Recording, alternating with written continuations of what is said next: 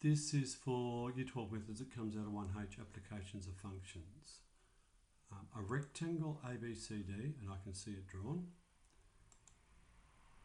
is inscribed in a circle. That means the vertices of the rectangle sit on the circumference of the circle, and the circle has a radius of A. So that distance there is A.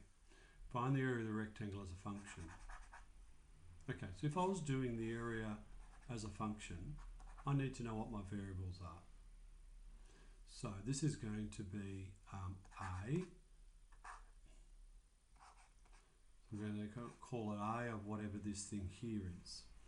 Okay, this is my rectangle, and I can have rectangles of different sizes and different sizes. And the area is going to change depending upon the size of my rectangle. Then if I change my circle, that's also going to change the area. But the area is going to vary according to the size of its width and its height. So I'm going to call this X, and I'm going to call this Y, and I'm going to have this with respect to X. This is going to be A of X, and A is a parameter. It will have different values, but it's not a variable. The thing that will change the area of this rectangle is the dimensions of the rectangles within the circle, not the size of the circle. Okay, so my area is going to be X times Y, the length and width of the rectangle.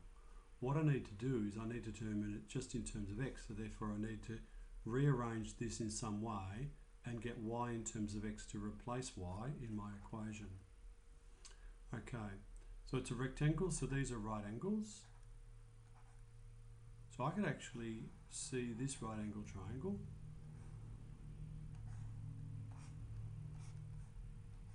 That's 2A, and that's Y, and that's X.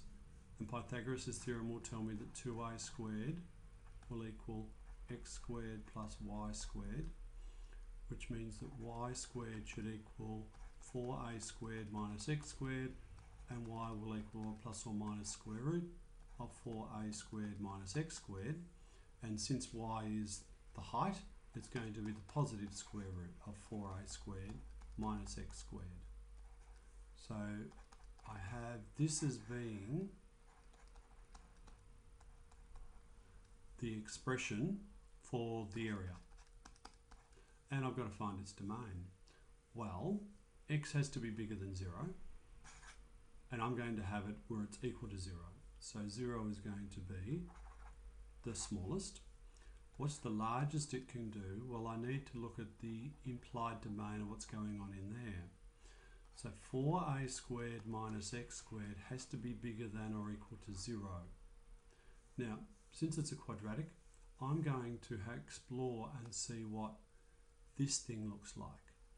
And this thing here is a parabola in terms of X. So therefore it goes through here at 4A squared and looks like this. And that will be 2A and minus 2A. And these are the values that X can be. So the smallest value is 0, I know from this. So my domain is going to be up to 2A and inclusive of 2A. So my domain is 0 to 2A. Where did it come from? It came from the picture. X had to be positive. And then in my rule, the implied domain of underneath here, X has to go from minus 2A to 2A. But since X has to be positive, the domain of the whole function is 0 to 2A.